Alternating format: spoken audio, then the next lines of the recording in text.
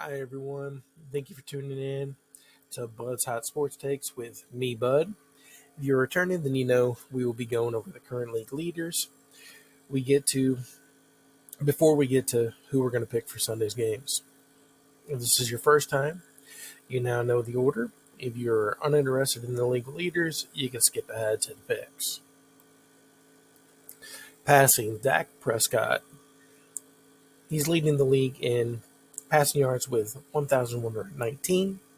He has 6 passing touchdowns, 3 interceptions, been sacked 6 times, has 5 carries for 22 rushing yards, and 1 rushing touchdown.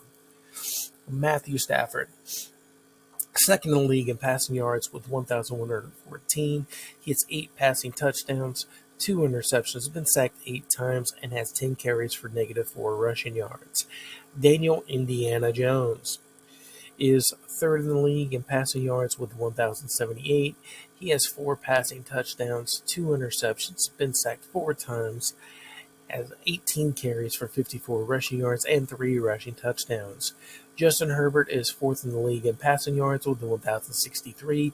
He has 7 passing touchdowns, 3 interceptions, been sacked 12 times, and has 19 carries for 93 rushing yards. Jordan Love is fifth in the league and passing yards with 1,000. He has 8 passing touchdowns, 1 interception, been sacked 8 times, and has 13 carries for 62 rushing yards. All right. Next, you're going to see, or you're about to notice, the Indianapolis Colts are the only team right now that has a top 5 in the league in passing yards and a top 5 in the league in rushing yards. Rushing, Jonathan Taylor is leading the league in rushing yards with 414. He has 77 carries, 3 rushing touchdowns, 13 receptions for 113 receiving yards, and 1 receiving touchdown. James Cook is second in the league in rushing yards with 401. He has 75 carries, 5 rushing touchdowns with at least 1 in every game so far this year, 12 receptions for 89 receiving yards, and 1 fumble. Travis Etienne Jr. is third in the league in rushing yards with 394. He has 65 carries, 2 rushing touchdowns, 6 receptions for 32 receiving yards, and 1 receiving TD. J.K. Dobbins is fourth in the league in rushing yards with 323. He has 57 carries, 3 rushing touchdowns, and 5 receptions for 18 receiving yards. Bijan Robinson is fifth in the league in rushing yards with 314. He has 64 carries, 1 rushing touchdown, 18 receptions for 270 receiving yards, 1 receiving TD, and 1 fumble. Next is going to be, of course, receiving. Puka Nacua is leading the league in receiving yards with 503. He has 42 receptions, 1 receiving touchdown, 3 carries for 52 rushing yards, and 1 rushing touchdown. And Jackson Smith-Njigba is second in the league in receiving yards with 402. He has 26 receptions for 1 receiving touchdown, 3 carries for 11 rushing yards, and 2 fumbles. Quentin Johnston is third in the league in receiving yards with 337. He has 22 receptions, 4 receiving touchdowns, and 1 carry for -2 rushing yards.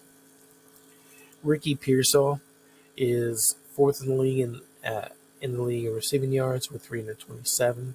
He has 20 receptions and 1 carry for -4 rushing yards. Justin Jefferson is fifth in the league in receiving yards with 326. He has 22 receptions, 1 receiving TD, and 1 carry for 4 rushing yards. Now, the moment you're waiting for, Sunday. Well, let's get this underway. Quarterback suggestion 1, Justin Fields. If you know me, you know I'm not high on the kid. So for me to pick him as my number 1 suggested guy to get this week, then you know I have to believe it's a really good matchup for him.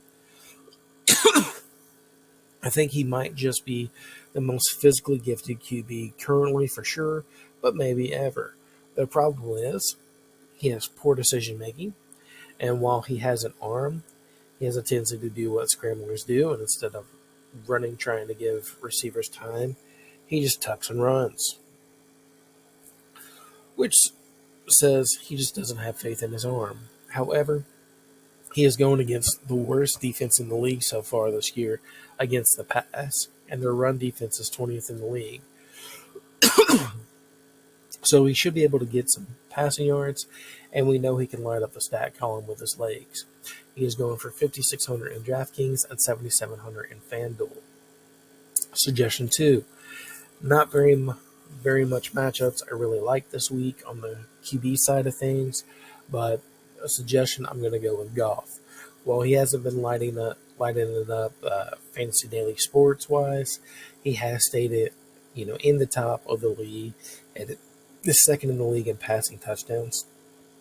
Problem is, he has two really good running backs who split the work rather evenly, and they get a lot of work. That diminishes his opportunities and stats, which the even split is why, even though I love the running opportunity here, as the Bengals defense is among the worst in the league, both against the pass and the run, it's hard to pick one over the other, as we have no clue who is getting the better from week to week. As stated, one of the worst defenses in the league, and Goff is going for 6,500 DraftKings and 7,800 FanDuel. All right. Next up, running backs.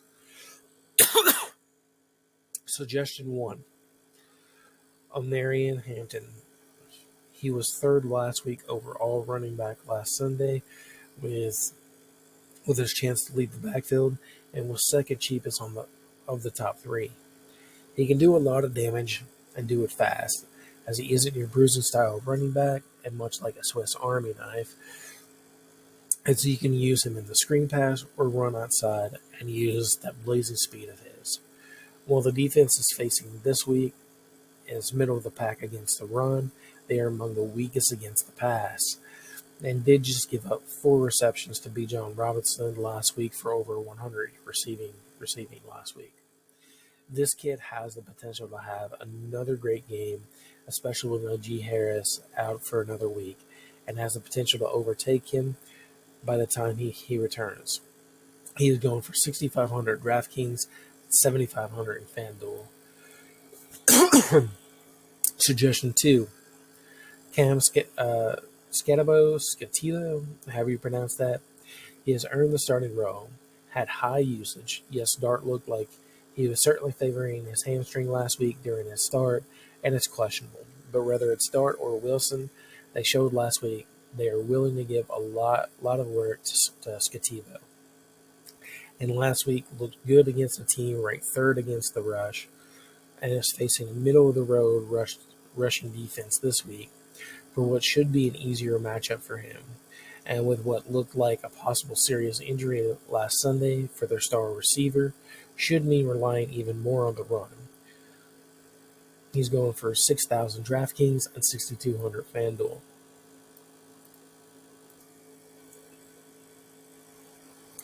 All right. Receivers. Suggestion 1. Garrett Wilson. Like I said with picking Justin Fields, they are facing the worst secondary in the league going against the Cowboys. Also, Wilson has scored in all but one game so far this year, and is 6th in the league in receiving yards, and tied for 4th in receptions so far this year. If there is going to be a game this year that tells you to grab Wilson for your daily fantasy sports, then this is that game. He is going for 6,100 DraftKings and 7,800 FanDuel. Suggestion 2. Quentin Johnston. Not only is he third in the league with receiving, but with that big playability and going against 5th worst secondary so far this year, should say he is poised for some big opportunities as they play the Commanders Sunday. He's also getting more looks and receptions every single week, looking his way from Herbert as the rapport grows. He's going for 5,700 DraftKings, 7,500 FanDuel. Suggestion 3, Michael Pittman Jr. Yes, the Colts has a running back that is leading the league in rushing yards right now. But the Raiders is a much weaker team against the pass than they are against the run, and the Colts also have a guy who is top 5 in the league in passing yards. Pittman Jr. is a highly targeted receiver and has scored in all but one game so far this season. He should have a good game against the Raiders. He is going for 5,100 DraftKings and 5,900 FanDuel. Tight end, Juwan Johnson. Well, yes, they have been throwing him the ball less every single game so far this season, but he is catching at a 68% rate going against a weak defense. I think he is poised this week to get back to being involved and having a game. He is going for 3,900 DraftKings and 5,300 FanDuel. Flex. It's going to be different per platform. In DraftKings, Devon Achane. Panthers have been weak against the run, and Achane is a versatile back that can do damage both on the ground and through the air. And with receptions counting for 1 point apiece in DraftKings and his big playability anyways, this guy, he's the guy to get over in DraftKings. In FanDuel, Courtland Sutton. He has scored in every game so far this year, except for one. Sutton and Franklin are Bo Nix's favorite targets, distributing the ball evenly between the two and the same amount of receptions. But the red zone targets has gone to Sutton, showing more trust and the deeper ball has been going to Sutton. He is facing a mediocre secondary and worth the pickup here. Defense, Arizona Cardinals. They're facing the Titans, and Cam Ward, the number 1 overall pick. I have said it all year. It just hasn't looked comfortable so far under center in the league yet. Been holding on to the ball too long, as he's been sacked 17 times. They're a low-scoring offense, which gives you more of a chance to pick up automatic points off points allowed as it is. They're going for 3,600 DraftKings and 4,400 FanDuel. Thanks again for tuning in with me, Bud, of Bud's Hot Sports Takes. Feel free to like, dislike, comment, or hit the subscribe button. You can do all of that below. And I'll see you next week.